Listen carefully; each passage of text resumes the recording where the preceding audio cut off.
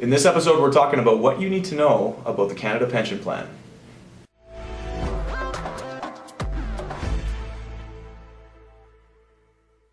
Something that comes up often with our clients as we help people reach their retirement goals. Yeah. A big part of that is making a decision around the Canadian Pension Plan, or your CPP. You can take CPP as early as age 60. 65 is the typical age. Yeah. And then you can defer it off to age 70. So Yeah. people with that, if you're taking it early, your pension's actually reduced by 0.6% for each month early before the age of 65. That's right. Versus if you take it later, it's actually increased by 0.7% for each month that it is delayed past the age 65. So Right. people are forced with this decision of, what the heck do I do? Do I take it early? Do I take it at 65? Do I delay it? So why don't we talk a little bit about that? Yeah, sounds good.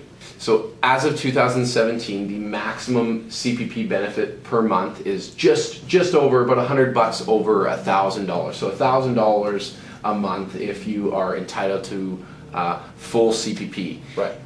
Everyone is a little different. It has a lot to do with how long you worked, your contributions in and whatnot. If you want to know, you can get in contact with Service Canada to where they'll send you About their individual benefit. Yeah. exactly of Yeah. what you're entitled to if you're getting close to that point. So Yeah, I think the key point with all this is, and we're going to go through what factors you should consider, but the key point is there's no one right answer for everybody. There's no cookie cutter answer to when you should take CPP. It depends a lot on your own individual situation. And so if you called me and asked me out of the blue, when should I take CPP, I'd have to get to know you a lot better before I could give you an answer. yeah. So let's go into some of those things that people should be thinking about when trying to make this choice. Sure. First being life expectancy. The reality is, I mean, the only way to make the right decision is to know the day that you're going to die. And since we don't know that, I wouldn't sweat too much about like trying to pick dates out based on how long you're going to live. I mean, somebody could get hit by a bus tomorrow, and therefore, if they deferred it off, it was the worst decision they could have made. But we don't know that. So, but life expectancy can play a role depending on your other circumstances, including whether you're working or so on and so forth, what your tax situation is currently. So it is important to know where the break-even point is from when you're taking it now versus taking it later, just to make sure that you're comfortable with how that's going to look. You mentioned there, Grant, working in retirement. How does this affect the decision to take your CPP early or late? Yeah, mostly from an income tax perspective. Like for example, if you're still working full-time at age 60, between 60 and 65 in particular, and you're in a high tax bracket, by taking CPP, it's just going to, I mean, you're just adding more income on that's going to be taxed. And so you might be incurring more tax on the CPP benefit than you really want to for money that you don't really need. And you could defer it off to a later years when you're no longer working and you're getting the full benefit. In fact, you're getting a greater benefit because it's being bonused up from taking it later. So you just want to take into consideration what tax bracket you're in, what your income is, and use that as a decision. Now, some cases, an interesting strategy, which some of our clients are doing, is they're taking their CPP payment and rolling it right into an RRSP, making it tax neutral actually, because it's a new contribution, and then they're just storing it there, which is not a bad strategy because as long as you're not already maxing out your RSPs, it's actually getting money out of the CPP. So if you were hit by a bus or you were to pass away, it'll be rolled over to your spouse tax-free as well. So anyway, that's not a bad strategy, but again, you need to get into the individual situation on this. What's kind of unique now though is that, let's say you are still working at age 60 and beyond, and you decide you want to take your CPP at age 60 as well, you can.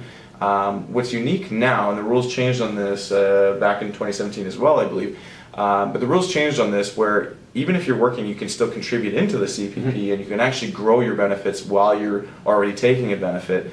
And so that's unique now. So it might be a good option as well, depending on your own situation.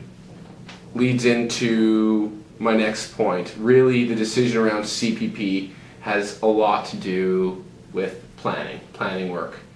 You need to know, in order to make this decision, you have to have a rough idea of what your income's going to look like in retirement, where is it going to come from, what do you think you're typically going to spend. So talk a little bit more about why that's so important. Yeah, I mean, planning is always based on possibility, and so there's a possibility of this happening, there's a possibility of that happening, and so we need to evaluate those possibilities. And so in the case of CPP, what we need to really map out is what your income is going to look like over the next 30, 40 years of retirement.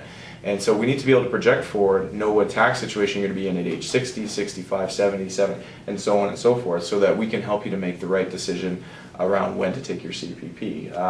By taking it early might be the best option, by taking it late might be the best option. We won't know that until we see how that decision today impacts your income down the road and your tax situation as well. So without a plan, really difficult to make the right decision. You could try, you might fluke it out, but it's always better to know.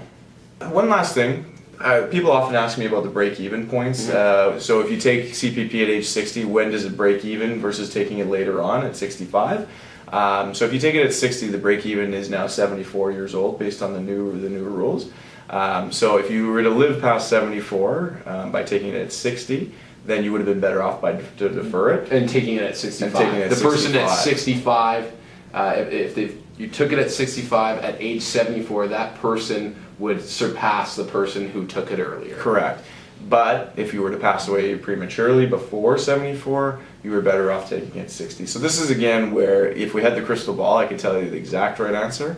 But since we don't, we have to look at your financial situation and make a decision based on that. In knowing that, I generally recommend you take it at age 60 because we often like to get the money out first. But like I said, that depends on your individual situation, which we would have to look at. Planning first. Well, with that, close it off. If there's any questions, where can they contact us? Get in touch with us, www.whitehoustonwealth.com. Be sure to visit our website, especially if you have questions about CPP. It's not an easy decision to make. I think we're going to be covering old age security in our next videos as well. So stay tuned for that because that's another animal as well. Perfect. All right. Well, thanks very much. Ready, aim, fire.